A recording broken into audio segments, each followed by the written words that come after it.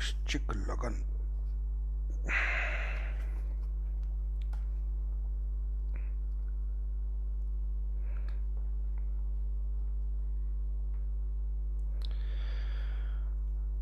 Facebook live से जुड़ने वाले सभी दोस्तों का मैं पंडित राजन शर्मा हार्दिक अभिनंदन करता हूं, स्वागत करता हूं।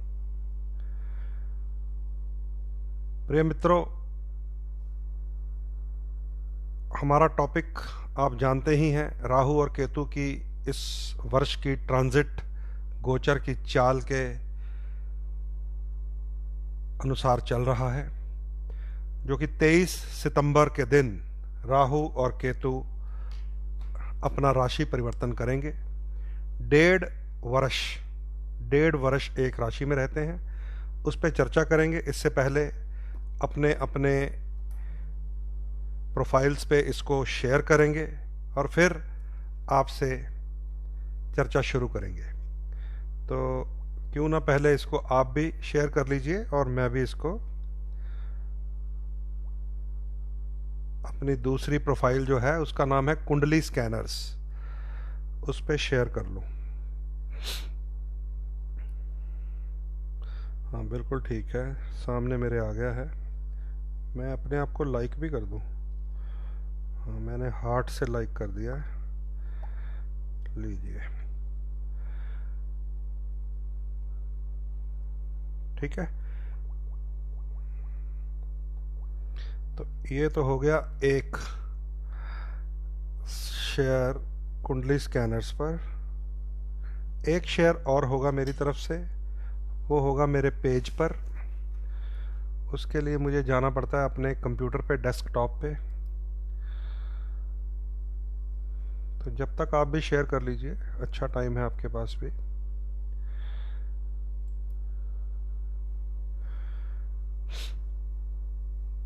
सभी दोस्त जो जुड़ चुके हैं, 41 लोग मुझे दिख रहे हैं, सबका स्वागत है। अभी मिलते हैं आपसे, जरा शेयरिंग का काम पूरा कर लूं।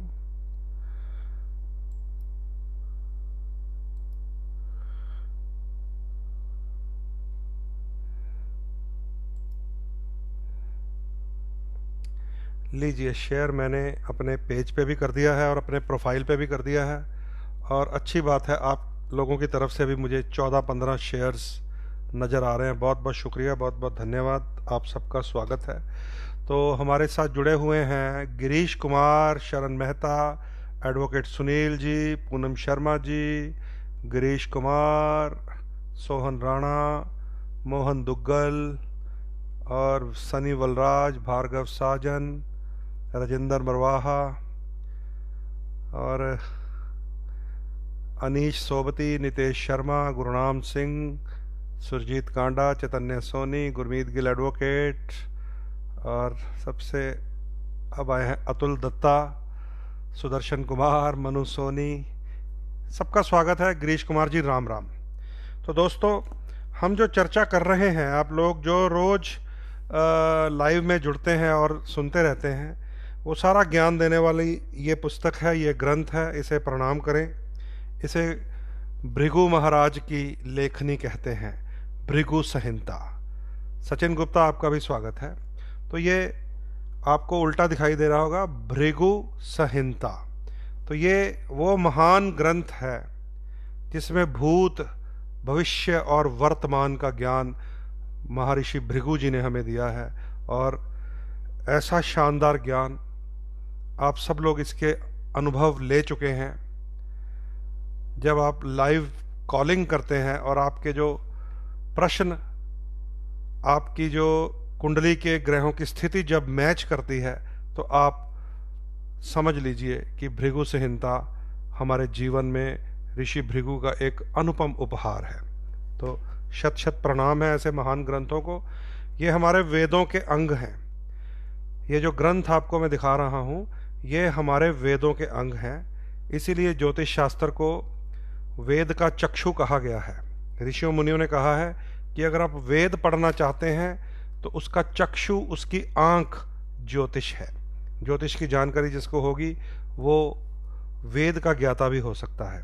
तो क्योंकि मेरा सब्जेक्ट केवल और केवल एस्ट्रोलॉजी है, तो मैं उसका एक अंश मात्र ज्योतिष का विद्यार्थी हूं और आपके साथ ज्योतिष की ही बातें साझी करता रहता हूं। भरत मरवाहा आपका भी स्वागत है, और सनी बलराज, सुखबीर कौर, दीपिका सोनी, माधुरी जोशी, विकास जैन, मनोज प्रजापति, सूरज मल्होत्रा, गिरीश कुमार, प्रीति शर्मा, सचिन गुप्ता, सबका स्वागत है दोस्तों। एक बीच में श्रीमान गिरीश कुमार जी हैं, उनकी उंगली बहुत चल रही है आज, बार बार भेज रहे हैं। लगता है इन्हें पता नहीं है मेरा कि मैं वृश्चिक लगन हूँ और ज़्यादा मीठा खाना मैं पसंद करता नहीं हूँ। तो इससे पहले कि कार्यक्रम का रुख बदल जाए, मैं आप सबके जितने ये नाम और कमेंट है पढ़ने बंद कर रहा हूँ, ठीक है। अनिल बंसल जी, सुखबीर कौर जी, वेलियप्रिटी जी, आप सबका स्वागत है। जिसको बहुत टेंशन है, सुखबीर कौर ने लिखा बहुत टेंशन है, तो ये फेसबुक पे भैया टेंशन दूर नहीं होती सुखबीर जी। फेसबुक पे तो बंदा अपना टाइम पास करने आता है, फन करने आता है, ठीक है। टेंशन दूर करने के लिए विधि और है। फेसबुक पे तो आप सिर्फ सुनिए, जानकारी लीजिए, नहीं आपको ये समझ आए तो कोई और चैनल लगा लीजिए। फेसबुक पे टेंशनें दूर नहीं हो सकती। राजीव शर्मा जी, नेहा संदीप सेठी। चलिए अब फॉर्मल तरीके से दोबारा शुरू करते हैं, क्योंकि मैं अब आपके नाम नहीं पढ़ूंगा, नहीं तो मुझे पता है कुछ और हो जाएगा। नमस्कार, ज्योतिष संसार कार्यक्रम में आप सब मित्रों का हार्दिक स्वागत है। आप सब लोग मेरे साथ पिछले कई दिनों से लाइव में जुड़ते रहते हैं, और आप सब ये जानते हैं कि हम ग्रहों का जब गोचर ट्रांजिट किसी भी ग्रह का किसी भी राशि में परिवर्तन होता है तो उसे अक्सर साझा करते हैं कि इसका प्रभाव हमारे जीवन पर, मानव जीवन पर, वनस्पतियों पर कैसा आएगा। और मेरा ये प्रयास रहता है, जैसा हमें ज्योतिष शास्त्र ने सिखाया है, कि पूरा भचक्र जो है, पूरा ब्रह्मांड जो है, उन्हें 12 अलग अलग भागों में बांटा गया है, जिसे 12 राशियां तक कहा गया है। तो मैं आपके साथ जितनी भी बात साझी करूंगा केवल और केवल लगन के अनुसार साझी करूंगा, लगन के अनुसार। उसमें चंद्र राशि का कोई मतलब नहीं होगा। हाँ, जिनके पास अपनी कुंडली नहीं है, जिन्हें ना अपना लगन पता है ना चंद्र राशि पता है, तो वो मेरी जो बताई हुई बातें हैं अपने नाम अक्षर की पहली राशि, जो पहला अक्षर होता है उसकी राशि से कंसिडर करें। आपको भी वो बातें 100% सूट कर जाएंगी।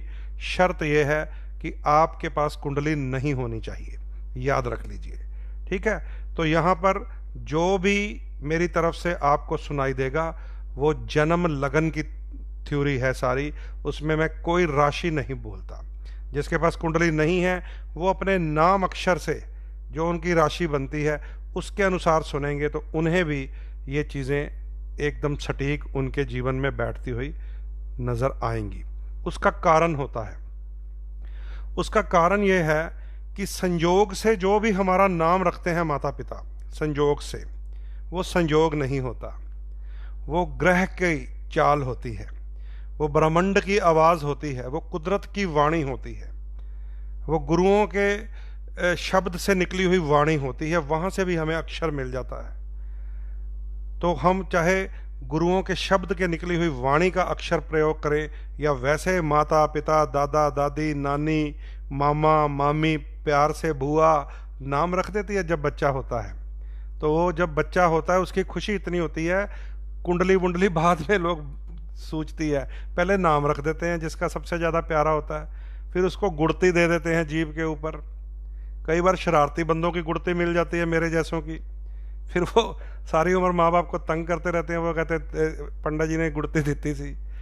सो जो भी जन्म पत्री जिनके पास नहीं है वो अपने नाम के पहले अक्षर की राशि से भी इन सारी बातों को सुनिए। जिनके पास जन्म पत्री है उन्हें मैं लगन अनुसार बता रहा हूँ, चंद्र राशि का प्रयोग मैं कभी नहीं करता हूँ। ये सब मेरे पुराने मित्र लोग, क्लाइंट्स, या जो मेरे साथ पिछले 20 साल से जुड़े हुए हैं यूट्यूब के माध्यम से, लगभग 12 साल आप लोगों ने मुझे टीवी चैनल्स पे देखा होगा, तो आप सबको पता है कि लगन की थ्योरी और ये त्रिशक्ति की थ्योरी ज्योतिष की दुनिया में शुरू करने वाला मैं ही हूँ। जब आज से 18-20 साल पहले मैंने लगन पे बोलना शुरू किया तो मुझे उस समय भी बड़ी अपोजिशन मिली थी अपने, जब भी मैं किसी मीटिंग में या सम्मेलन में चला जाता था तो सब मुझे कहते थे कि भैया ये जो आप गोचर बोलते हैं ना, चंद्र राशि से बोला कीजिए, चंद्र राशि से। तो मैंने कहा नहीं, मेरा जितना एक्सपीरियंस है मैं वो साझा करूंगा। और फिर मैंने देखा कि बहुत सारे लोग 9 रत्न इकट्ठे जोड़ के, नव रत्न गले में पहन लेते हैं, 9 रत्न इकट्ठे जोड़ के गले में एक लॉकेट, एक पेंडेंट के रूप में नव रत्न पहन लेते हैं। तो फिर मैंने कैलकुलेशन की उस नवरत्न की। मैंने देखा कि ज्योतिष शास्त्र ये कहता है कि सूर्य शनि का शत्रु ग्रह है, तो नवरत्न में सूर्य का भी रत्न लगा है, शनि का भी रत्न लगा है, छोटा सा मानिक भी लगा होता है, छोटा सा नीलम भी लगा होता है।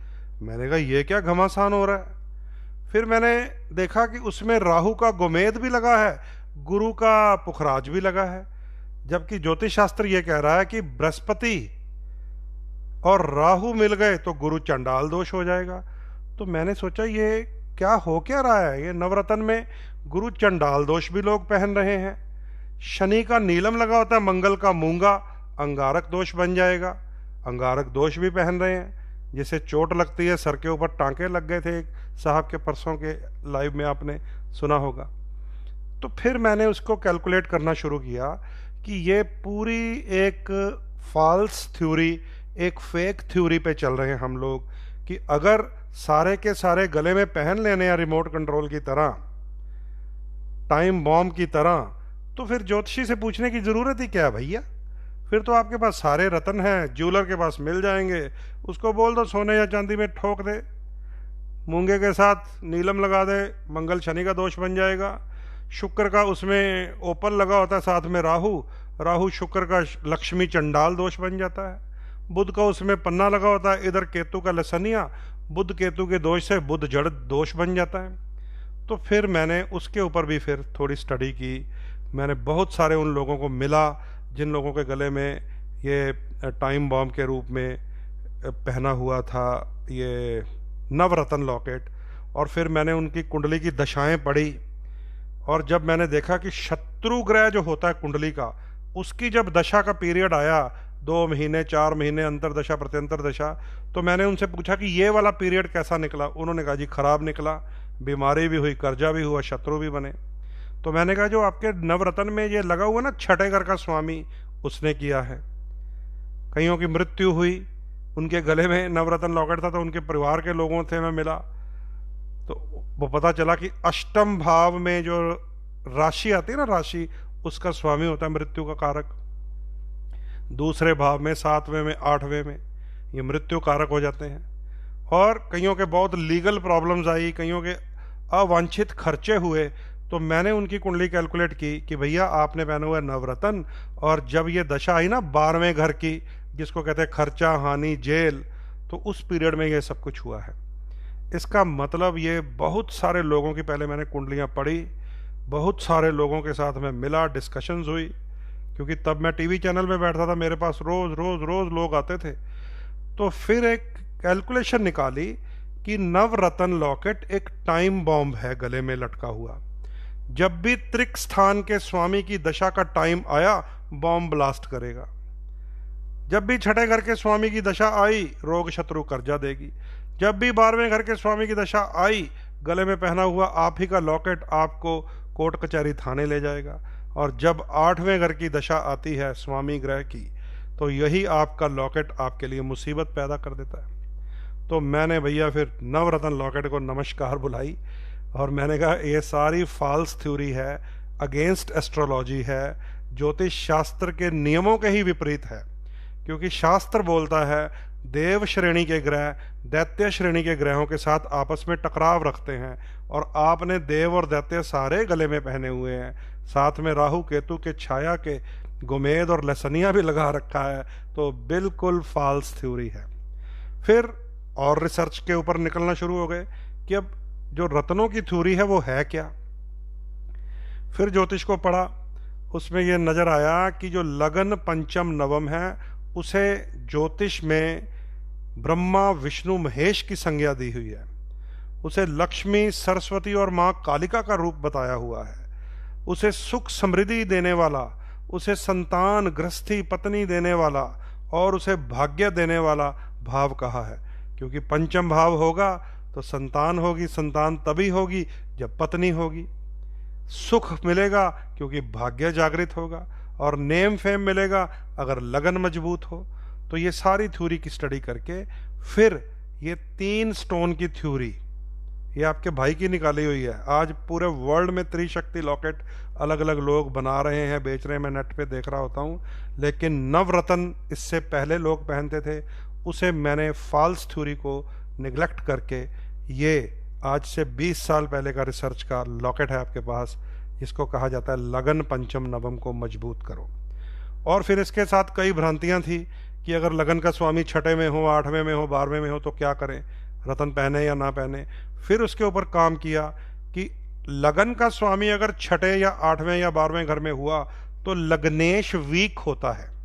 अपने लग्नेश को बल दीजिए, 6, 8, 12 के स्वामी को कमजोर कीजिए अगर वो आपका एंटी प्लैनेट हो तो ये सारी थ्योरी जब समझ आई, लोगों पे एप्लीकेबल हुई, हमें रिजल्ट मिलने शुरू हुए, तब जाकर फिर ये त्रिशक्ति लॉकेट के रूप में जनता में पहुंचा और उसका बड़ा ही सक्सेसफुली हम लोग यूज़ कर रहे हैं। तो ये सारी थ्योरी आप अगर समझना चाहते हैं तो मेरे पुराने जितने वीडियोस हैं, फेसबुक में तो ढूंढने से मुश्किल हो जाती है, यूट्यूब के ऊपर सारे अपलोड किए जा चुके हैं। धीरे धीरे आप उनको मेरे यूट्यूब चैनल पर चले जाइए, उसे सब्सक्राइब कीजिए, और पिछले सारे कोई 7 साल पुराना उसमें एपिसोड है, कोई 8 साल, कोई टीवी चैनल में जब मैं बैठता था, सारे एपिसोड हैं, अगर उसको सुनेंगे तो आपको जानकारियों में वृद्धि हो जाएगी। तो मेरी एक आदत है, मैं साथ में गोचर भी बताता हूं और साथ में ग्रहों की स्थिति भी बताता हूं।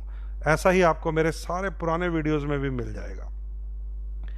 और जब लोगों ने रतन पहनने शुरू कर दिए और कुछ अपने दान पुण्य शुरू कर दिए, नेगेटिव ग्रहों के दान और शुभ ग्रहों को धारण करना शुरू कर दिया, उसके बाद भी हमें ऐसा लगा कि कभी कहीं थोड़ा सा 19-20 की कमी चल रही है।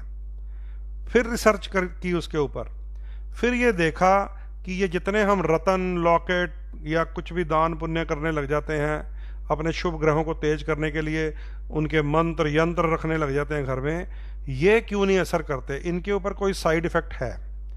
फिर कुंडली में नजर आए 2 छाया ग्रह, राहु और केतु, और ये सारा आशीर्वाद दिया है।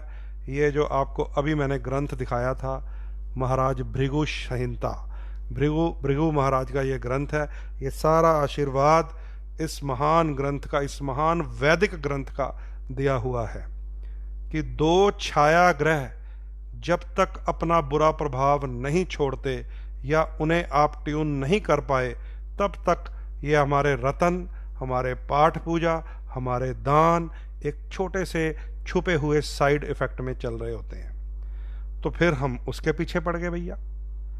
फिर कुंडली में हमने ढूंढा, किसकी कुंडली में गुरु राहु का चंडाल दोष है, किसकी कुंडली में शुक्र राहु का स्त्री दोष है, किसकी कुंडली में शनि राहु का प्रेत श्राप दोष है, किसकी कुंडली में राहु के साथ चंद्रमा या सूर्य का ग्रहण दोष है। उनकी लाइफ को चेक किया, उनके साथ प्रेडिक्शन ने मैच की। किसकी कुंडली राहु केतु में बंद है, काल सर्प दोष है। किसकी कुंडली में 7 ग्रह एक तरफ हैं और 1 ग्रह एक तरफ है, अर्धकाल सर्प दोष है। ये सारी स्टडी की और फिर देखा कि भैया स्टोन पहनने बंद कर दो, इनका कोई फ़ायदा नहीं है, आपका पैसा भी खर्चा हो जाता है और आपको फल भी पूरा नहीं मिलता। तो सब कहने लगे फिर अब क्या करें। तो मैंने कहा जी सबसे पहले नेगेटिव ग्रहों को दूर करो। जो राहु केतु की छाया कुंडली में, इनके पास 3 दृष्टियां हैं, पंचम सप्तम नवम।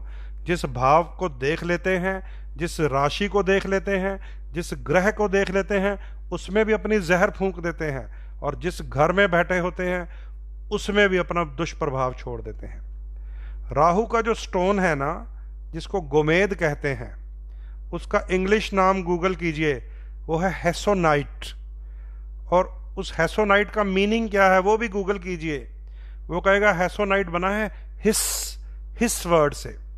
जहां पर सांप फुंकारता हुआ हिस करता है, उस पत्थर के ऊपर इतनी जहर छोड़ देता है वो पत्थर फिर कई सदियों बाद जब निकलेगा वो हिसोनाइट होता है।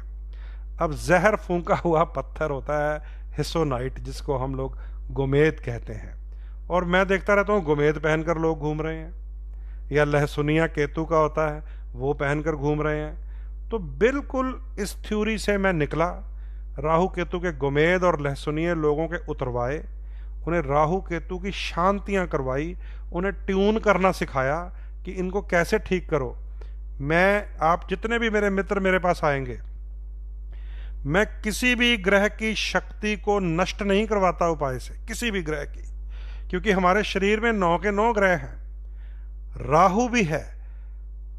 ये जो आवाज निकल रही है, आवाज, इसका मैकेनिज्म आपको पता ही नहीं कहां है, किसी को भी नहीं पता, डॉक्टर को भी नहीं पता, क्योंकि वहां पे हमारे वोकल कॉर्ड होता है, वो कई बार खराब हो जाए तो आवाज निकलती नहीं है। लेकिन आवाज आ कहां से रही है? ये जो धमक है आवाज में, ये जो किसी किसी की आवाज में बैस होता है, जैसे अमरीश पुरी जी की आवाज में है, अमिताभ बच्चन की आवाज में है, किसी की बारीक होती है, किसी की सुरीली होती है लता मंगेशकर की तरह। ये कौन है? ये कौन कर रहा है ये सब कुछ? ये राहु करता है अंदर से। आवाज में रोब आना, आवाज में बारीकपन आना, आवाज में ऐसा मधुरता आना कि बात कोई बोले तो ऐसा लगे मुंह से फूल गिर रहे हैं, ये सारी शक्ति अंदर राहु की है। ढोलक बजता है ना, ढोलक, उसका जो खाली पार्ट होता है अंदर, उसके अंदर जो धमक होती है उसको राहु कहा गया है। तबला जो बजता है ना, तबला, तबले के नीचे वाला जो पार्ट होता है जिसके अंदर खालीपन है, उसे राहु कहा गया है। तो ये जो आवाज निकलती है ये राहु मानी गई है।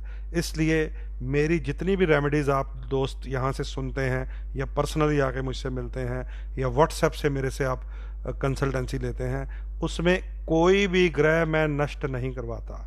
मैं राहु ग्रह का रूप नारियल माँ दुर्गा के चरणों में इसलिए रखवा देता हूँ कि वहाँ ये शांत रहता है। इसकी कभी भी ज़रूरत पड़ सकती है हमें, नहीं तो रेड बुक थ्योरियाँ ऐसी हैं हमारे पास कि हम इसको दबा भी सकते हैं, इसको जला भी सकते हैं, इसको बहा भी सकते हैं, इसकी पावर को नष्ट भी कर सकते हैं, लेकिन फिर आवाज़ बैठ जाएगी आपकी। सुन लीजिए, आवाज़ बैठ जाएगी आपकी। मेरे पास एक मित्र आए थे, उनकी कुंडली में सूर्य राहु का सूर्य ग्रहण दोष था। तो उन्होंने रेड बुक थ्योरी का एक उपाय निकाला कि तांबे के सिक्के को सारी रात गर्म करो और जब वो बिल्कुल तप जाए उसको पानी में गिरा दो। और कितने सिक्के? 108 सिक्के के सूर्य राहु इकट्ठे हैं कुंडली में। तो वो भाई साहब 108 सिक्के तांबे के ले गए और छोटी सी वो चिमनी सी ले गए जिससे वो गर्म कर रहे थे, गैस वाली, और प्लास ले गए। रात को बैठकर उसको तपाने लग गए, एक तपाएं एक गिरा दें, एक तपाएं एक गिरा दें। एक तो इस प्रोसेस में 2-4 घंटे वेस्ट किए, और फिर कुछ दिनों बाद उन्हें भयानक हार्ट अटैक हुआ और उनका निधन हुआ। जब उनकी कुंडली बाद में, क्योंकि वो मेरे साथ उनके बच्चे संपर्क में थे, तो उन्होंने कहा कि हमारे फादर का एक उपाय करके उसके बाद अचानक डेथ हो गई 2-4 दिन में। तो मैंने कहा भी मुझे तो बड़ा इंटरेस्ट है, अगर मुझे आप कुंडली दे दो तो बड़ी मेहरबानी होगी।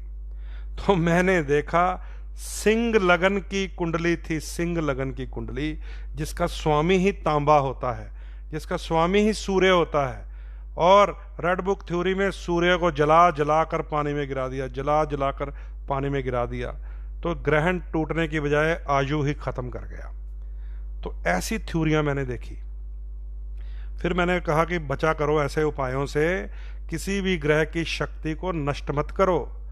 अब मैं तो हूं वृश्चिक लगन। अब वृश्चिक लगन होता है देव श्रेणी का, और शनि देव होता है दैत्य श्रेणी का, जिसका कलर ब्लैक है, लेकिन हमारे सर के बाल ब्लैक हैं, ये मूंछें ब्लैक हैं, ये ब्लैक है, कल का मेरा कुर्ता भी ब्लैक था। अब जब ये वाइट होने शुरू हो जाते हैं, जल्दी जल्दी कहते हैं यहाँ पे लगा दो कलर, यहाँ पे लगा दो, समझ गए? वो इसको तो बड़ी जल्दी ब्लैक कर लेते हैं, फिर भूल जाते हैं कि मेरा तो देव लगन है, इसको वाइट ही होने दो। इसलिए याद रखो, शरीर में शनि का भी हिस्सा है, आवाज में गले का हिस्सा है, ब्रेन में बुध का हिस्सा है, आंखों में सूर्य चंद्रमा का हिस्सा है, हार्ट में सूर्य का हिस्सा है, लिवर में बृहस्पति का हिस्सा है, टांगों में शनि देव है। जितनी हमारी हड्डियां हैं वो सूर्य की शक्ति होती है। जिनका सूर्य वीक होगा उन्हें बहुत जल्दी जल्दी फ्रैक्चर्स होते हैं, आपने देखा होगा। तो ये समझ लीजिए इस बात को, ये बड़ी ही कीमती और ज़रूरी बातें हैं जो आपके साथ साझी करता हूँ। इसलिए करता हूँ क्योंकि हम उपाय की थ्योरी को ही नहीं समझ पाते। अच्छा, आजकल राहु केतु की बात चल रही है, आप सबको पॉजिटिवली बता रहा हूं कि जब तक शनि ग्रह बढ़िया रहेंगे, राहु आपको मालो माल भी कर देगा, केतु आपको जीवन की ऊंचाइयां भी देगा, शनि ग्रह 29 सितंबर को एक्टिव भी हो जाएंगे। लेकिन मैं इतना हैरान हूं कि नेगेटिव बात सुन लेते हैं लोग, पॉजिटिव को तो सुनते ही नहीं है। नेगेटिव सुन के कहते हैं हाय राहु केतु शनिचर हाय। अरे भैया, राहु केतु के पीछे शनि देव हैं, शनि के पीछे चंद्रमा भगवान है शंकर जी के रूप में। जब तक शनि शुभ होगा तब तक राहु केतु इंसान को माला माल कर देते हैं, और जब भी शनि वक्र या अस्त हो फिर हम कह सकते हैं कि जीवन में कठिनाइयां आती हैं, दिक्कत आती है, संघर्ष आते हैं।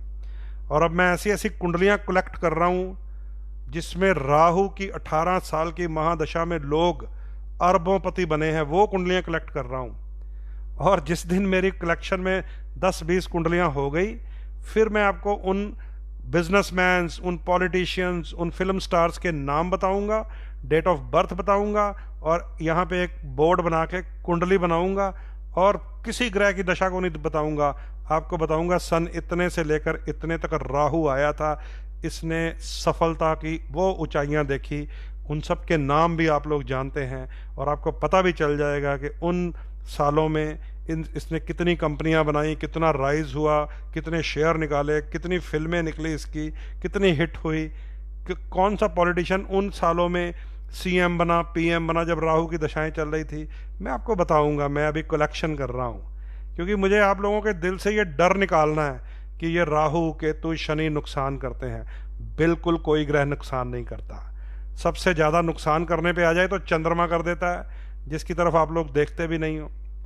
तो ना तो राहु किसी के लिए नुकसानकारी है, ना किसी के लिए केतु नुकसानकारी है, ना किसी के लिए शनि नुकसानकारी है। हमें केवल और केवल कुंडली की कैलकुलेशन देखनी है। हमारा लाभ, हमारी हानि हमारे कर्मों से होती है। हम जो भी जैसे भी कर्म कर रहे हैं वो लिखे जा रहे हैं किताब में, और जब उसकी बैलेंस शीट बन जाएगी वो हमारी अगली कुंडली बनेगी। अब मैंने कुछ बुरे कर्म किए होंगे तो आ जाएगा राहु मेरे अगले जीवन में कहीं ना कहीं ऐसा।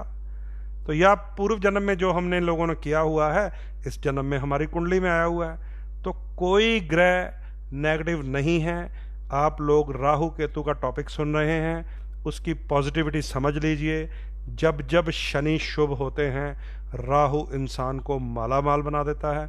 जब जब मंगल शुभ होते हैं, केतु इंसान को तरक्कियां, ऊंचाइयां देता है। जब चंद्रमा मजबूत होता है, वो दिन ही बड़ा आनंदमय होता है। नहीं तो आप गोचर में ढूंढ लिया कीजिए चंद्रमा किस दिन वृश्चिक राशि में है, आपके 2.25 दिन खराब जाएंगे। चंद्रमा किस दिन राहु के साथ ग्रहण दोष में है, आपके 2.25 दिन खराब जाएंगे। चंद्रमा किस दिन शनि के साथ विष योग में है, आपके 2.25 दिन खराब जाएंगे। तो चंद्रमा भी अगर बिगाड़ने पे आए तो सब बिगाड़ देता है। तो ये सारा खेल कैलकुलेशन का है। तो याद रख लीजिए, दोबारा मैं आपको बता रहा हूं, जो लोग इसको सुन रहे हैं और सिर्फ नेगेटिव बातें सुन के अपने दिमाग में बिठा रहे हैं, राहु केतु कोई खराब ग्रह नहीं होते। राहु की दशा, मैं खुद 18 साल टीवी में बैठा रहा हूं। जिस दिन पहले दिन मेरे ऊपर 7.5 लगी थी, उस दिन मुझे फर्स्ट ब्रेक मिला था चैनल में, और सिटी केबल में मिला था लुधियाना में, जब सिटी केबल लॉन्च हुआ था। और मुझे बोलना भी नहीं आता था टीवी में, मेरे पैर नीचे से कांप रहे थे, पसीना आ रहा था मुझे, और मुझे फिर बहुत बोल बोल के मैंने प्रैक्टिस की उसके ऊपर। 7.5 के पहले 7.5 साल मुझे मिले, उसी में मैंने अपना वर्चस्व बना लिया था एस्ट्रोलॉजी की दुनिया में। मेरे सारे जितने जुड़े हुए दोस्त हैं सब जानते हैं। क्यों? क्योंकि मेरी कुंडली में शनि सप्तम है। हालांकि मैं वृश्चिक लगन हूं, शनि सप्तम है। 7वें घर को कहते हैं कि शनि पश्चिम में बैठा है, इसको स्थान बली कहते हैं। दिग्बली राजा होता है शनि, अगर सप्तम स्थान में हो तो दिग्बली है, वो भी शुक्र की राशि में बली है। तो 7.5 ने मुझे बहुत आनंद दिया। फिर थोड़ी देर बाद मेरे ऊपर राहु की दशा शुरू हो गई। 18 साल रही, और मैं 18 साल चैनल पे बोलता रहा। तो मैं आपको कुंडली अपनी भी दिखाऊंगा। मेरे तीसरे घर में राहु है, और जो मैं जबरदस्त आपके साथ बातें करता रहता हूं, मेरे मुख में बृहस्पति है, गुरु मेरे सेकंड हाउस में है। और ज्योतिष की किताब में लिखा है कि जिसके दूसरे भाव में बृहस्पति होता है वो जो भी बोल देगा वैसे ही सही हो जाता है। मैंने कहा क्यों ना इसका फायदा उठाऊं, मैं ज्योतिषी बन जाता हूं। मैं सबको बोलूंगा तेरा काम बन जाएगा, बन गया, बन जाएगा, बन गया। कईयों को मैं कह देता हूं इसमें तेरा काम नहीं बनेगा, वो खराब हो जाता है। समझ गए? तो ये समझ लीजिए कि बृहस्पति वाणी के घर में है, इसलिए मैं आपको ऐसे बताता रहता हूं, ज्योतिष की बातें करता हूं, धर्म की बातें करता हूं, राष्ट्र की बातें करता हूं, तो बृहस्पति बोल रहा है। तीसरे घर में राहु है, वो पराक्रम पैदा करता है, निडरता पैदा करता है, निर्भयता पैदा करता है, वो है कुंडली में। और मेरे दशम स्थान में सूर्य, मंगल हैं, बुध है, चंद्रमा है दशम भाव में। मैं अपनी कुंडली आपको बता रहा हूं। तो ये ग्रहों का फल है सारा, अदरवाइज कुछ भी नहीं है जीवन में। इंसान बिना कपड़ों के पैदा होता है, बिना कपड़ों के। जब वो पैदा होता है उसका कोई दोस्त नहीं होता, कोई दुश्मन नहीं होता, कोई उसको शुगर नहीं होती, कोई उसको बीपी नहीं होता, कोई उसको हार्ट की बीमारी नहीं होती जब वो पैदा होता है। कोई बेचारा कोई बिना भाग्य के आ जाए तो उसको जन्म से बीमारियां हो जाती हैं। लेकिन जैसे जैसे वो बड़ा होता है वो अपने कर्मों से दोस्त और दुश्मन बना बैठता है, वो अपने कर्मों से कर्जे लेता है और कर्जाई हो जाता है। बिना कपड़ों के पैदा होने वाला इंसान अपने कर्मों से सब कुछ कर बैठता है। इसलिए ध्यान रखें, हमेशा बुरे ग्रह, अच्छे ग्रह हमारे कर्म बनाते हैं, कर्म। तो इसी थ्योरी को जरूर याद रखिए। मुझे इतनी भूमिकाएं इसलिए बनानी पड़ती हैं कि सुनने वाले लोग नेगेटिविटी को ज़्यादा ग्रैब करते हैं, पॉजिटिविटी को कम। राहु और केतु के बारे में जो भी बताया जा रहा है, एक तो 100% तो सिर्फ उन पे एप्लीकेबल होना जिन पे राहु की दशा, अंतरदशा, प्रत्यंतर दशा चल रही होगी। समझ गए बात को? केवल उन पे ये बातें लागू होनी हैं जिनके लिए राहु की महादशा, अंतरदशा, प्रत्यंतर दशा ये काम करेंगी, तो ये राहु केतु आपको असर देंगे। इसलिए हमेशा याद रखिए, पुराने ढर्रे की ज्योतिष से बाहर निकलिए और ऐसे लोगों से भी बचिए जो आपको अगर ऐसी बातें बोलते रहते हैं, हाय राहु आ गया 26 तारीख के बाद, 23 तारीख के बाद बहुत बढ़िया जाएगा, क्योंकि शनि महाराज 30 वर्ष के बाद अपने घर में आए हुए हैं 24 जनवरी से। बीच में वक्री हुए हैं तो अपना असर उन्होंने देना ही है। ऐसा समझ लीजिए 29 सितंबर से लेकर, मैंने कल भी आपको बताया था, 12 जनवरी तक शनिदेव की वो स्थिति रहेगी, राहु और केतु मालो माल भी कर देंगे दुनिया को। क्योंकि शनि महाराज अपने घर में हैं, 30 साल बाद आए हुए हैं मकर राशि में। वक्री या अस्त हो जाएं वो एक अलग पोजीशन होती है। अब वो 12 जनवरी को अस्त होंगे 34 दिन के लिए। तो 29 सितंबर से लेकर 12 जनवरी पड़ी है दोस्तों, बड़ा कुछ जीवन में बन जाता है। हर बात को राहु केतु करते रहते हैं लोग, इन्हें समझना पड़ेगा, जानना पड़ेगा। समझ गए? तो आइए, 30 मिनट की भूमिका आपके साथ हो गई है। अब बारी है, आज किस लगन की बारी है याद है आपको? हम बात कर रहे हैं राहु और केतु के ट्रांजिट की, और आज वृश्चिक लगन वालों को मैंने बताना है, क्योंकि इससे पहले तुला लगन तक, मैं मेष से लेकर तुला लगन तक आप सबको बता चुका हूं कि जीवन में किस प्रकार राहु और केतु ऊंचाइयां देंगे, और जब भी शनि ग्रह अपना रुख बदलेगा तो खड्डे में भी गिरा देते हैं, परेशान भी कर देते हैं, चिंता भी कर देते हैं, टेंशन भी डाल देते हैं। समझ गए? तो आज का जो हमारा टॉपिक है राहु केतु के ट्रांजिट का, वो है वृश्चिक लगन से लेकर आगे चलेंगे। अगर आपके साथ बातें करता रहा तो फिर करता रहूंगा, नहीं तो फिर अगला एपिसोड बना देंगे। ठीक है? तो वृश्चिक लगन के दोस्तों याद रख लीजिए, आपकी कुंडली जन्म पत्री जिसके प्रथम भाव में अंक 8 लिखा हो तो वो बनेगी वृश्चिक लगन की जन्म पत्री। ये मोबाइल महाराज आज स्लिप हो रहे हैं। वृश्चिक लगन की जन्म पत्री बनेगी जब आपकी कुंडली के प्रथम भाव में 8 अंक लिखा होगा। बहुत अच्छा, बहुत सारे लोग लिख रहे हैं वृश्चिक लगन। विक्रांत लिख रहे हैं, भरत ने लिखा, जेमी ने लिखा, सविता ने लिखा, संयम ने लिखा। तो आप सब लोग इंटरेस्ट ले रहे हैं, बहुत आनंद आता है इस बात से। तो वृश्चिक लगन 8 नंबर लगन को कहा गया है। इसके बारे में आप ध्यान से समझ लीजिए। इस लगन के स्वामी मंगल ग्रह होते हैं, मंगल ग्रह। इसके 3 योगकारी ग्रह कौन कौन से होते हैं? बृहस्पति, चंद्रमा और मंगल। लगन का स्वामी है मंगल, भाग्य का स्वामी है चंद्रमा, और गृहस्थी, संतान, विद्या, शिक्षा का स्वामी है देवगुरु बृहस्पति। वृश्चिक लगन को एक और गिफ्ट मिला होता है, 10th लॉर्ड सूर्य, दशमेश सूर्य होता है। दशम स्थान का स्वामी सूर्य। अगर कुंडली में सूर्य भी बलशाली कर लिया जाए तो और इंसान राजा बन जाता है। जैसे ये आपको मैं दिखा देता हूँ। ये तो मेरा त्रिशक्ति है, जिसमें लगन का मंगल, भाग्य का चंद्रमा और पंचम स्थान का बृहस्पति, ये 3 मैंने लगाए हुए हैं। लेकिन ये हमें गिफ्ट मिला हुआ है रूबी, माणिक, क्योंकि 10th लॉर्ड है, जिसको कहते हैं राज दरबार का घर, कारोबार का घर, पिता का घर, सरकार का घर, सूर्य उसका स्वामी है ये। और मेरी कुंडली में बाई चांसली दशमेश दशम स्थान में ही है, सूर्य अपने घर में ही बैठे हुए हैं, तो मैंने रूबी भी पहन लिया। तो 4 देव श्रेणी के ग्रह होते हैं, सूर्य, चंद्र, मंगल, गुरु। वो चारों के चारों वृश्चिक लगन वाले प्रयोग कर सकते हैं। थोड़ा कुंडली को जरूर समझ जाना चाहिए। वृश्चिक लगन को चंद्रमा नीच होकर भी दुष्प्रभाव नहीं देता, क्योंकि नवमेश जब लगन में आ जाता है तो नया योग खड़ा कर देता है। लग्नेश चंद्रमा जब लगन में आ जाता है तो एक नया योग पैदा करता है। क्या पैदा करता है? वृश्चिक लगन के अंदर और ज्यादा निर्भयता, निडरता, लेकिन क्रोध पैदा करता है, इरिटेशन पैदा करता है, चिड़चिड़ापन पैदा करता है। पर नवमेश लगन में आ जाए तो राजयोग बन जाता है। तो वृश्चिक लगन को चंद्रमा नीच का प्रभाव भी नहीं देता, यह भी याद रख लीजिए। वृश्चिक लगन को चंद्र, मंगल, सूर्य, बृहस्पति 4 देव श्रेणी के ग्रह हैं, चारों ही शुभ फल दे देते हैं। यहां पर मंगल लगनेश भी है और षष्ठेश भी है। जब भी पंगा पड़ेगा आपका, आपके बराबर के शत्रु के साथ पड़ेगा, क्योंकि लगन का स्वामी भी मंगल है और छठे घर का स्वामी भी मंगल है।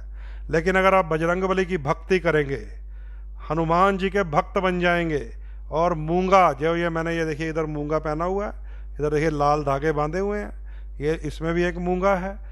मंगल को स्ट्रांग रखेंगे तो विजय लग्नेश की होती है, षष्ठेश की नहीं होती। याद रख लीजिए, क्योंकि नवम पंचम लगन को दूसरी राशि का दोष भी नहीं लगता है अगर वो त्रिक स्थानों में आ जाए। ना तो यहां पर चंद्रमा नीच फल देगा अगर लगन में आ जाए तो भी आनंद लीजिए, ना ही आपको छठे भाव का स्वामी मंगल दुष्प्रभाव दे पाता है। सिर्फ इतना जरूर होता है कि आपका मुकाबला 8 नंबर लगन वालों का जब भी होगा, बराबर वालों के साथ होगा। बराबर टसल चलती रहती है, टक्कर चलती रहती है, चलती रहती है, चलती रहती है।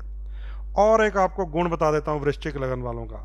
वृश्चिक लगन वालों को अगर आप हराना चाहते हैं, मान लीजिए आपका कोई कंपटीटर है वृश्चिक लगन, अगर आप उनको हराना चाहते हैं, एक छोटा सा काम कीजिए, उन्हें प्रवोक करना बंद कर दीजिए, उन्हें उकसाना बंद कर दीजिए, उन्हें छेड़ना बंद कर दीजिए, वो हार जाएंगे।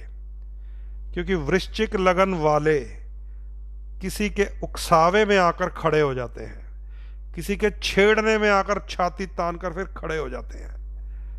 किसी ने उनको थोड़ा सा भी कुछ चबो दिया ना तो फिर वो बंदूक ही निकाल लेते हैं। और अगर उनको ना उकसाया जाए, ना छेड़ा जाए, ना प्रवोक किया जाए, इतने आलसी हो जाते हैं, इतने सुस्त हो जाते हैं, बिल्कुल जमीन के अंदर खड्डा करके बेसमेंट में जाकर घुसकर बैठ जाते हैं। कारण बिच्छू है, वृश्चिक का साइन बिच्छू है।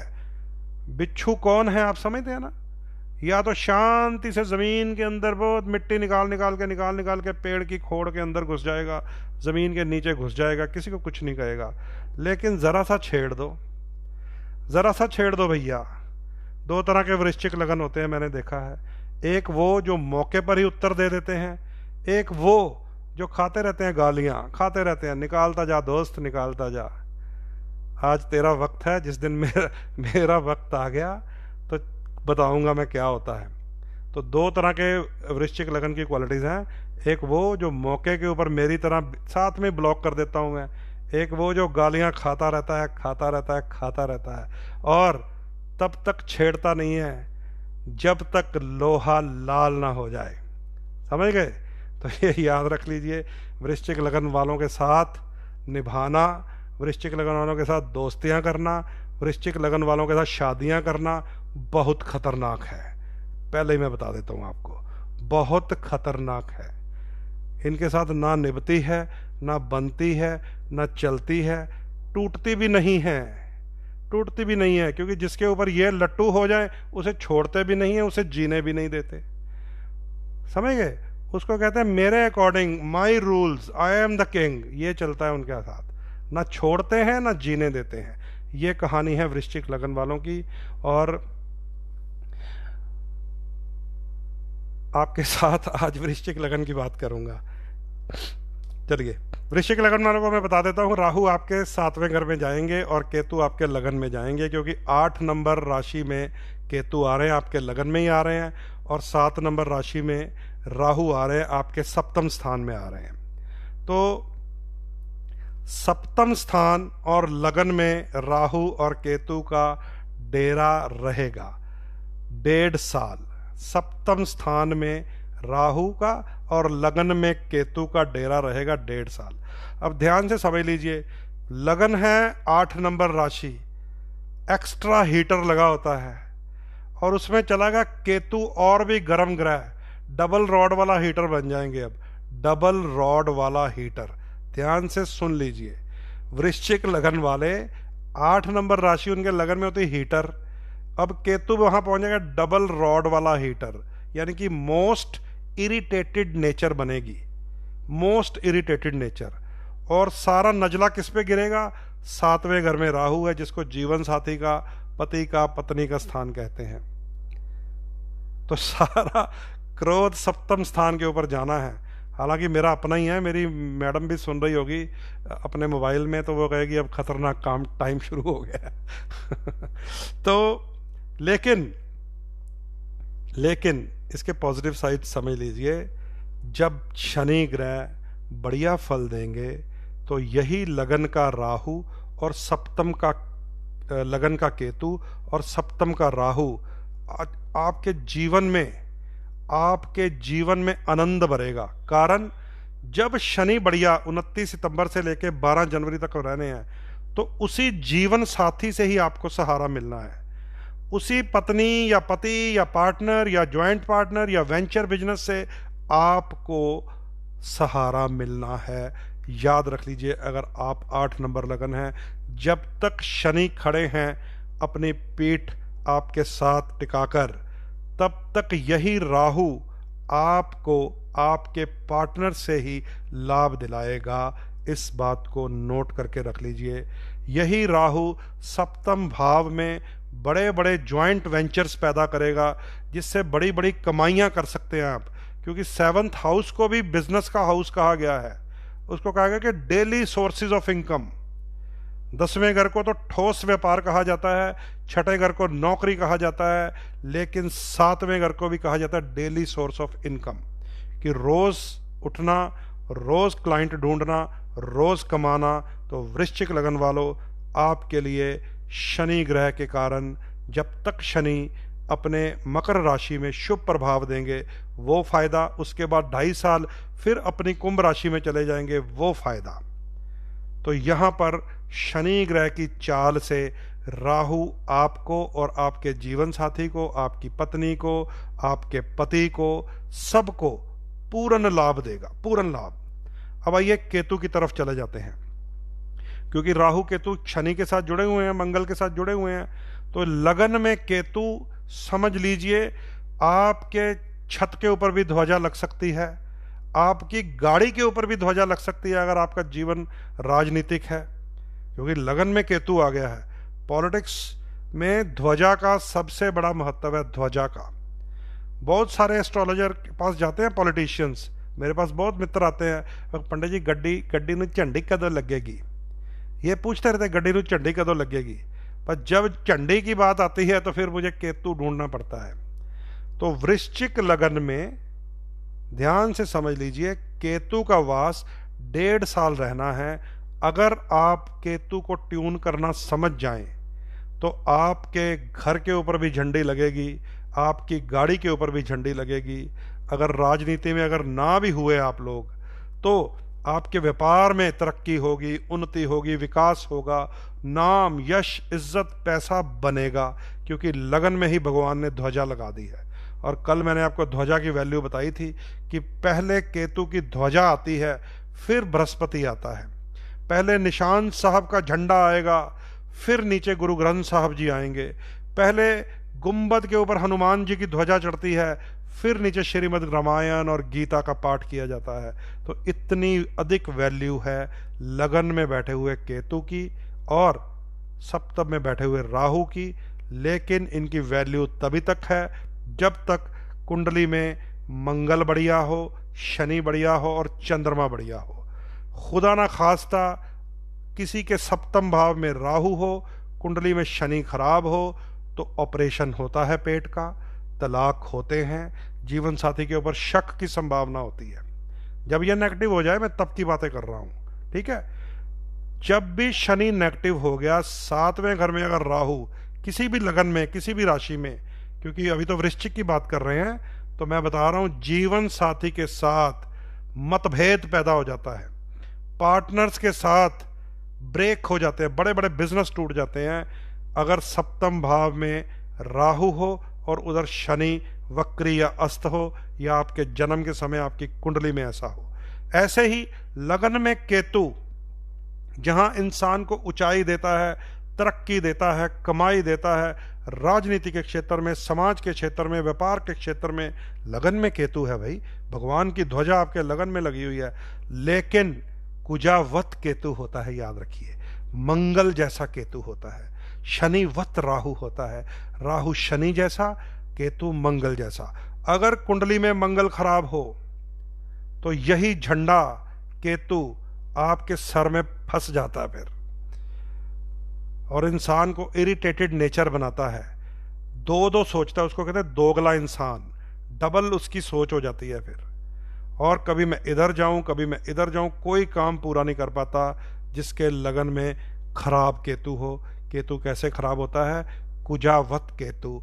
अगर कुजा यानी कि मंगल खराब हो कुंडली में तो केतु के बुरे प्रभाव मिलेंगे, अगर शनि खराब हो कुंडली में तो राहु के बुरे प्रभाव मिलेंगे।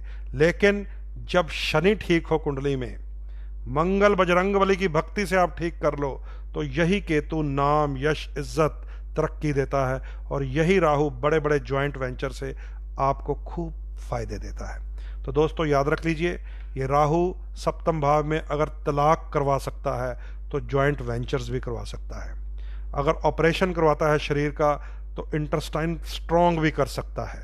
लेकिन depends on the back of the mirror कहते हैं, शीशे के पीछे क्या है, पर्दे के पीछे क्या है, शनि और मंगल कैसे हैं। तो ये बात अब आपने समझ ली है कि 1.5 साल केतु वृश्चिक लगन वालों के लगन में रहेंगे, राहु 7वें घर में रहेंगे, शनि और मंगल के साथ इनकी चाल चलेगी।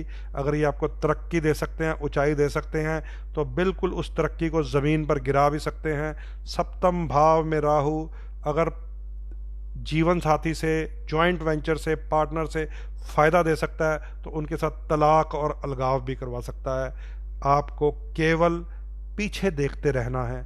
और अभी का जो गोचर है वो मैं आपको साथ साथ बताता ही जा रहा हूं। 29 सितंबर से शनिदेव मार्गी हो रहे हैं, 14 सितंबर से देवगुरु बृहस्पति मार्गी हो रहे हैं। फायदे मिलने वाले हैं आप सबके लिए। और 29 सितंबर से लेकर 12 जनवरी तक शनिदेव मार्गी ही रहेंगे। 12 जनवरी 2021 को जाकर दोबारा अस्त होने हैं। तब जाकर देखेंगे कि ये राहु तलाक करवाता है, ये केतु नाम यश को अपयश में बदलता है। ये 12 जनवरी के बाद की बातें हैं, ठीक है। तो ये गोचर को आप लोग समझ लीजिए। वृश्चिक लगन वाले आपके 1.5 साल लगन में केतु, सप्तम में राहु का वास रहेगा। तो दोस्तों अब टाइम देख लेते हैं कितना हो गया। 49 मिनट्स हुए हैं, तो 10-15 मिनट और बात करते हैं आपके साथ। बात करते हैं अब धनु लगन की। 9 नंबर अगर आपका लगन है तो समझ लीजिए लॉटरी लगने वाली है आपकी, लॉटरी लगने वाली है। बिना कुछ बताए आपको मैं बोल देता हूं कि अगर आपका 9 नंबर धनु लगन है तो जितने भी मैं लगन बता रहा हूं आपको, जितने भी, उनमें सबसे ज्यादा प्रॉफिटेबल धनु लगन वाले रहेंगे राहु, केतु, बृहस्पति और शनि के गोचर से। ध्यान से समझ लीजिए इसको। जितने धनु लगन वाले हैं पिछले 30 साल के रोने धोने पूरे हो सकते हैं उनके, क्योंकि 30 साल बाद धनु लगन के धन स्थान में शनि देव आए हुए हैं, वो उनका अपना घर है। आपके लगन में जुपिटर बृहस्पति महाराज आए हुए हैं, वो उनका अपना घर है। राहु महाराज आपके लिए उच्च स्थान में छठे घर में जा रहे हैं, जो रोग शत्रु कर्जे को खत्म कर देंगे। केतु महाराज आपके लिए 12वें घर में जा रहे हैं, जो नाम यश तरक्की पैदा करेंगे। तो मैं बिना सारी डेफिनेशंस दिए आपको बता रहा हूं कि 12 से 12 लग्नों में सबसे ज्यादा प्रॉफिट अगर किसी को मिलने वाला है तो वो 9 नंबर लगन धनु लगन वाले हैं। अब धनु लगन का स्वामी कौन होता है? धनु लगन का स्वामी कौन होता है? बृहस्पति होता है। गुरु ग्रह को स्ट्रांग रखिए, क्योंकि गुरु ग्रह आपके लगन में ही है। मई से वक्री चल रहे हैं, इसलिए आप अपने आप को कमजोर कमजोर फील करते हो, लेकिन परसों मार्गी हो जाएंगे, बृहस्पति मार्गी हो जाएंगे। आपको पता ही नहीं है इसका मतलब क्या होता है। आपको पता ही नहीं है कि लगन का स्वामी लग्नेश, lord of your first house in the first house, will be direct retrograde से सीधा हो जाएगा, और वो आनंद आएगा जीवन का। जैसे ही केतु अलग हो जाएगा, केतु ग्रह बृहस्पति से अलग होगा 23 सितंबर को, और ये चला जाएगा आपके 12वें घर में, और राहु आपके पार्टनर के हाउस में, पति या पत्नी के घर में पिछले 1.5 साल से घूम रहा था, जो आपके जीवन में उथल पुथल पैदा कर रहा था, वो निकल के चला जाएगा छठे घर में। जब राहु छठे घर में चला गया और उधर शनिदेव जी मार्गी हो गए धन के खाने में, तो धन की वृद्धि होती जाएगी, रोग शत्रु कर्जा खत्म होते जाएंगे। जब शनिदेव 29 सितंबर को धन के घर में बैठकर मार्गी हो जाएंगे तो धनु लगन के धन की वृद्धि होती जाएगी। 12 जनवरी तक तो मेरी गारंटी है। 12 जनवरी तक शनि देव ने पूरी मजबूती में रहना है, क्योंकि धनु लगन वालों के लिए शनि एक न्यूट्रल प्लैनेट है। चाहे आप देव श्रेणी के हैं, लेकिन आपका धन, आपकी वाणी, आपका कुटुंब, आपका परिवार शनिदेव के पास है। तीसरा घर भी शनिदेव के पास है। आपका पराक्रम, आपका नाम, आपका यश, आपके डिसीजंस शनिदेव के पास है। तो अगर गोचर में शनि ठीक हो गया और आपका नाम धनु लगन का है या धनु राशि का है और कुंडली भी नहीं है, तो धनु राशि वाले भी खुश हो जाइए भैया। शर्त यही है कि आपके पास कुंडली नहीं होनी चाहिए। तो बृहस्पति मंगल आपके मित्र हैं, धनु लगन को मैं बता रहा हूं, और यहां पर सूर्य ग्रह आपके लिए परेशानी पैदा करता है। ठीक है, क्योंकि आपके जो लग्नेश हैं गुरु, उनको बल दीजिए, उन्हें अस्त मत होने दीजिए। सूर्य से कोई भी ग्रह अस्त हो जाता है, सूर्य के आसपास बुध और शुक्र घूमते रहते हैं, वो उसको अस्त कर देते हैं। तो आपको केवल इतना करना है, लग्नेश को बल देना है। कैसे?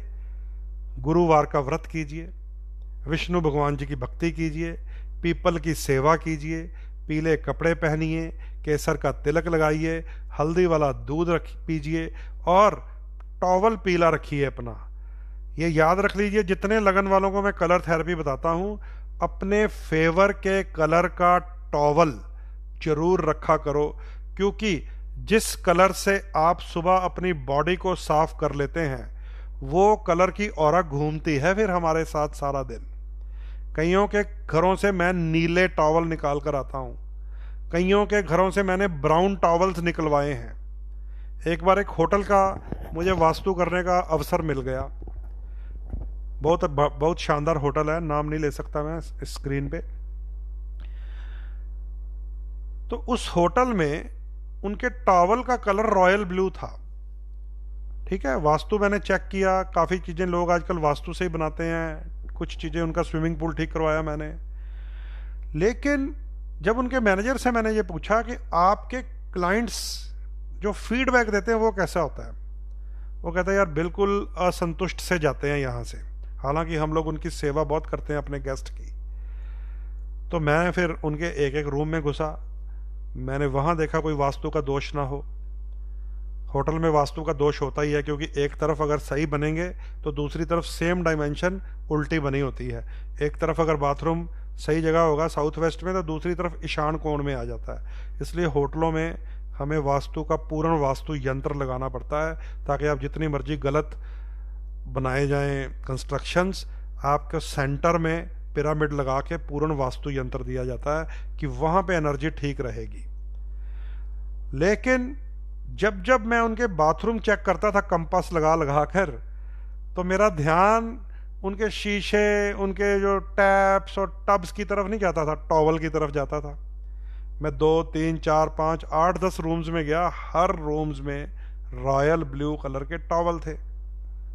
और उनकी फ्रिज में जो बॉटल्स थी जो गेस्ट को दी जाती हैं पानी की, वो भी नीली थी।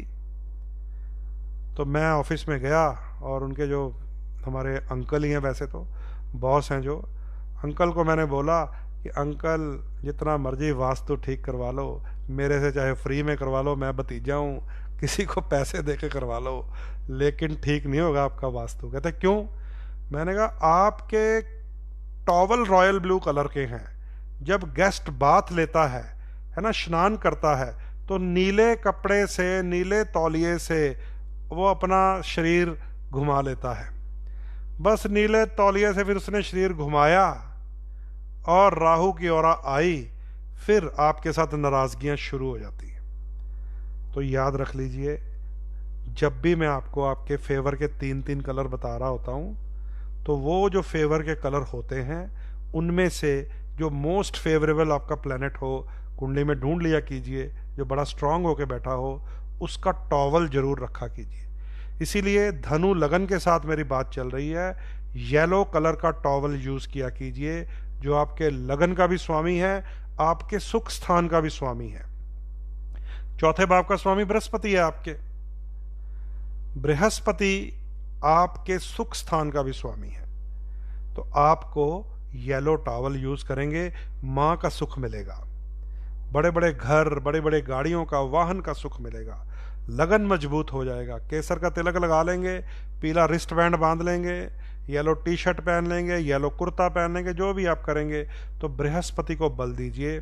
धनु लगन वालों को 12 के 12 लगनों में सबसे बेस्ट रिजल्ट मिलेंगे राहु, केतु, शनि और बृहस्पति के गोचर के, क्योंकि लगन का स्वामी लगन में ही है, अब वो परसों से मार्गी हो रहा है।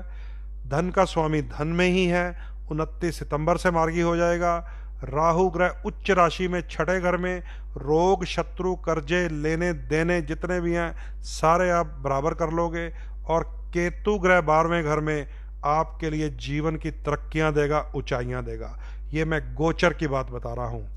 यही आपकी कुंडली में राहु केतु के साथ कोई चंद्रमा हुआ, कोई बृहस्पति हुआ, कोई मंगल हुआ, तो आपको कुछ नहीं मिलने वाला। बिना कुंडली को ठीक किए गोचर से कोई फायदा नहीं ले सकता। याद रख लीजिए, कुंडली हमारा भाग्य होती है, गोचर हमारे कर्म होते हैं। पहले कुंडली में देखिए, राहु या केतु के साथ चंद्रमा तो नहीं है, सूर्य तो नहीं है।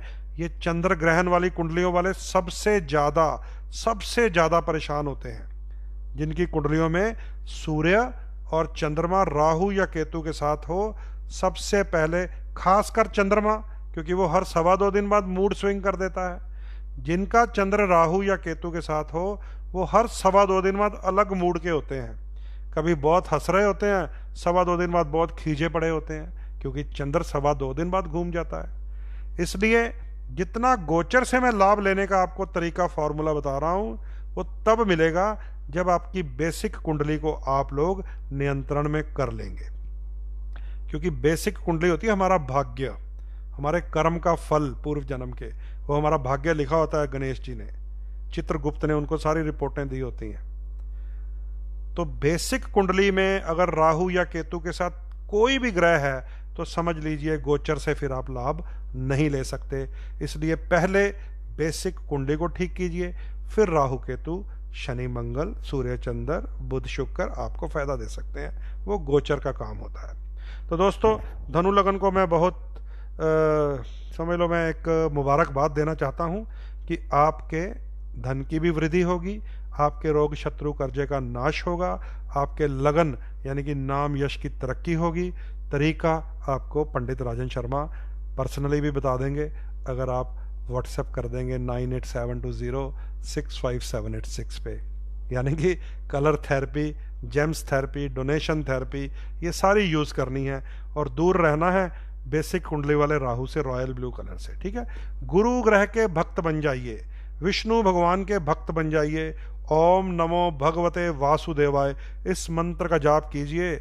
भक्त प्रहलाद ने किया था, प्रभु को नरसिंह बनकर आना पड़ गया था, ध्रुव ने किया था, समझ गए। ओम नमो भगवते वासुदेवाय, भगवान नारायण श्री हरि विष्णु जी का जाप धनु लगन वाले अगर करेंगे तो जीवन में हमेशा सफल रहेंगे, हमेशा सुखी रहेंगे, हमेशा शांत स्वभाव में रहेंगे। क्योंकि धनु लगन वाला का मतलब होता है धनुष, एम टू टारगेट, उस तरफ ध्यान रखो बस, और कहीं आपको जाने की जरूरत ही नहीं पड़ेगी। विष्णु भगवान के चरणों में बैठिए, वीरवार का व्रत कीजिए, पीपल की सेवा कीजिए। जितने अपने जीवन में पीपल के पेड़ लगाते जाएंगे, पीपल का पौधा जो है उसे स्वयं नारायण कहा है।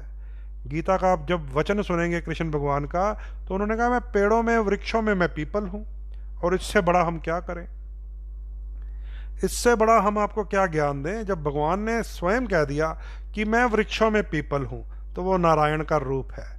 तो धनु लगन के लगन का भी स्वामी है, धनु लगन के सुख स्थान का भी स्वामी है।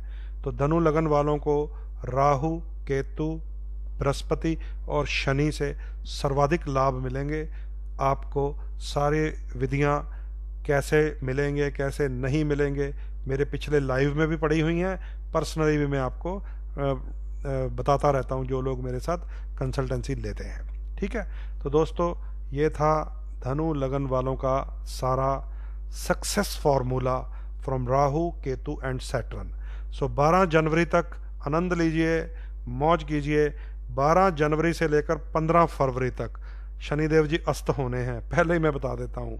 12 जनवरी से लेकर 15 फरवरी तक शनिदेव जी अस्त होने हैं। उन कुछ दिनों को टैकल करेंगे जब वो आएंगे। अभी क्या टेंशन लेने का, अभी आनंद लेने का, क्योंकि परसों आपका बृहस्पति मार्गी होने का। ठीक है, तो दोस्तों आज लाइव को यहीं रोक देते हैं, है ना। आज लाइव को यहीं रोक देते हैं। कल के लाइव में आपके साथ बात करेंगे मकर कुंभ और मीन की, मकर कुंभ और मीन की। कि मकर लगन जो है, हालांकि वो शनि का लगन होता है, मकर लगन जो है वो शनि देव का ही लगन होता है और शनि मकर के लगन में ही है। लेकिन राहु और केतु की स्थिति क्या होगी, क्या आपको बहुत लाभ देंगे, क्या आपको बहुत नुकसान देंगे, कल आपके साथ बात करेंगे। क्योंकि स्थिति राहु की और केतु की बहुत इंपॉर्टेंट है मकर लगन वालों के लिए। लग्नेश शनि भी उस समय नहीं बचा पाते जब वो वक्री और अस्त हो जाते हैं। जहां राहु होता है वहां से सबसे पहले दिन धोखा मिल जाता है मकर लगन वालों को, और जहां केतु होता है वहां से वो गिरते हैं, आसमान पे चढ़े हुए नीचे गिर जाते हैं जब शनि नाराज हो जाए। तो कल इस बात का खुलासा करूंगा कि राहु और केतु की पोजीशन क्या है। शनि हालांकि आपके लगन में है, आपको धनु वालों जैसा फल दे पाएंगे या नहीं, क्योंकि धनु को तो मैं 100 में से 100% दे रहा हूं इस समय।